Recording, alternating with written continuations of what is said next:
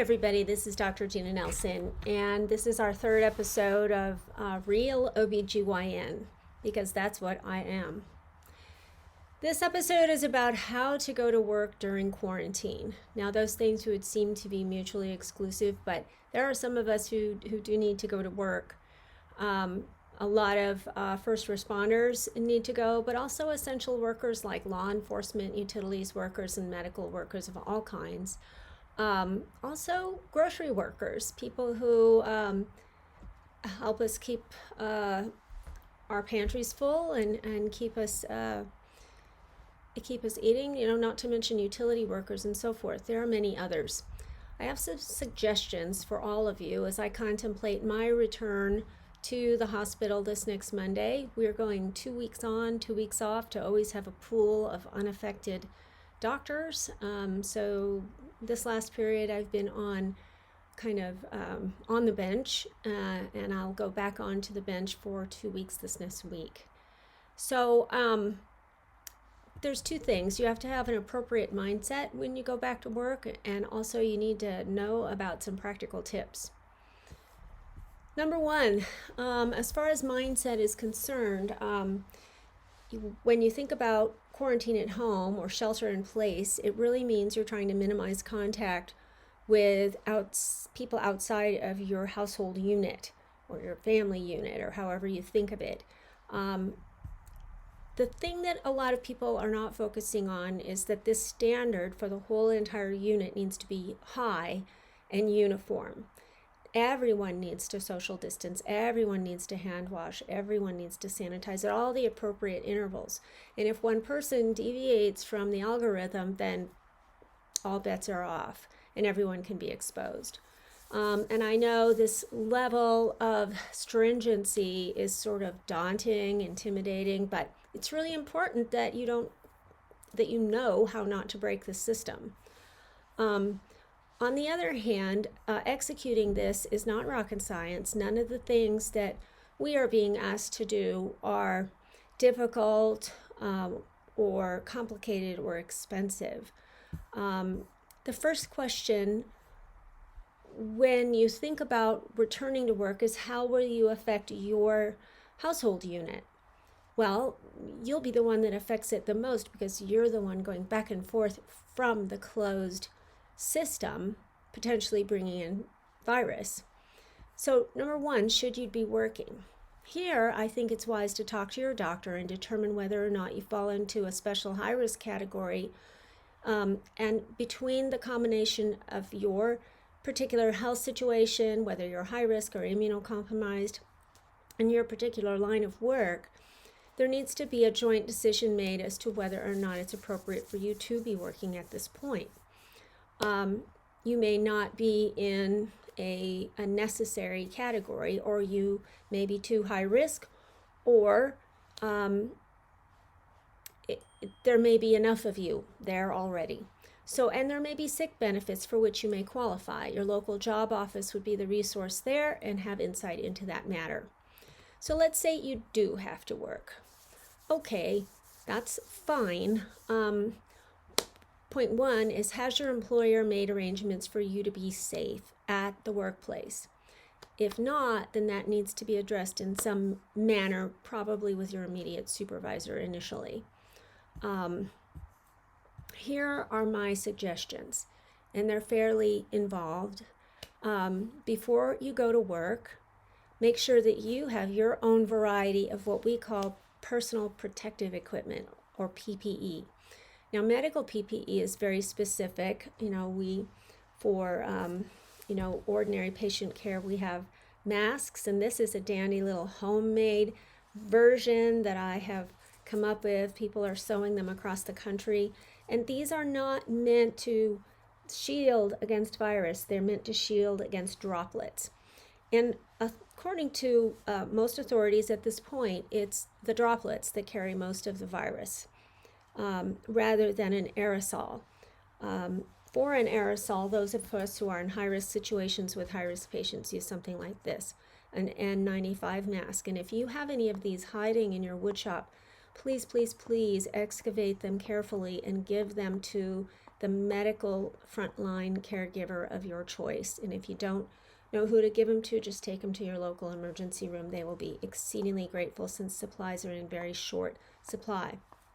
Good news on the horizon, we are collectively learning possible ways to sanitize and reuse these things. But for now, these things are precious. Precious. Okay, what does your PPE kit look like? Well, it looks kind of like a cleaning kit. I want you to have 1 or 2 masks, and I'm sure that you know someone who can make you some of these. Or you can make them yourself. There's patterns all over the internet, and you can use really relatively small scraps of fabric and elastic, but you don't have to have elastic. Elastic in our town is in very short supply, but you can use ribbon ties, because most of the masks we use in surgery actually tie up here and then back here, no problem. They don't have to be elastic like this. So 1 or 2 masks, 2 small bottles of hand sanitizer, 1 to keep on your person, like in your pocket at work, and another for your car. A box of Kleenex. In lieu of touching your face, you can get a Kleenex and touch your face. A box of disinfecting spray for the car. And this would be, your dilute bleach solution mentioned in past episodes, along with a wiping rag and a box to put it all in. So here's how this goes. When you arrive at work, follow all protective recommendations and take additional ones if you see fit. Next, before you get into your car to return home, throw away any disposable masks or gloves or clothing or coverings that you are obliged to use at your job. And immediately after getting rid of these disposable things, wash your hands with soap and water. Then, when you get to your car, remove your work or town shoes and put them in a dirty box, just a cardboard box in the back of your car. And then use hand sanitizer after that. I know that seems redundant because only a few minutes ago you washed your hands with soap and water, but right now you took off your dirty shoes, put those in the box, and now you're going to sanitize really quickly. Then you'll drive home and resist the temptation to stop anywhere unless it's absolutely necessary. Now, if your household cannot afford a grocery delivery service, it should have a designated shopping person, and it makes some sense that it be the same person who has to go in and out of the home for work.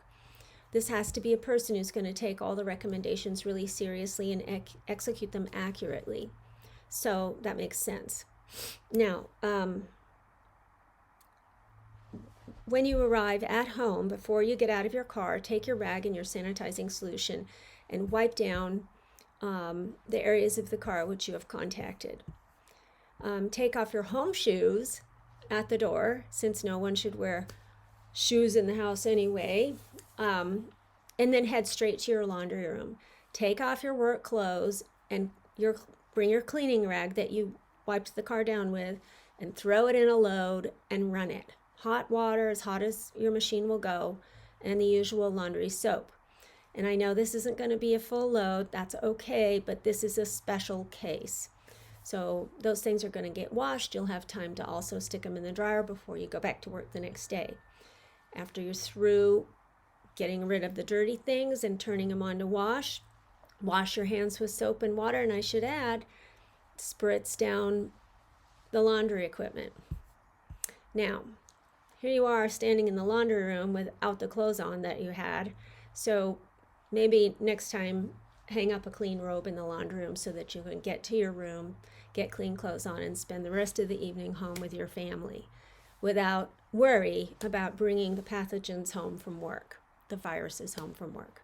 So it sounds complicated, but each step along the way makes perfect sense. Those of us who do surgery use something akin to this called sterile technique to get through the surgery without contaminating the field. This is similar. If you review the notes that I will have installed on the website at drginanelson.com under the blog Real OBGYN, this will all be laid out for you. So hail to the workers. All of you have to go out. I know you'd rather be home with your family during these trying times and reducing your risk, but some of us need to go, and that's okay. We have the ways and the knowledge that we need. We need to all shelter in place unless we absolutely need to go out. And when we need to go out, we need to do it correctly. We need to all work together to flatten this curve. And we need to all take to social media to encourage others to do the same and to debunk the garbage information that you'll see on the internet about how this is all some sort of conspiracy. To be expected, I suppose, but your voice counts. So add your voice to the voice of reason and the voice of science in this regard. And herd immunity and vaccination and treatments will come. We just have to be patient and get through until that time. So until next episode, take care, be safe, and thanks for watching.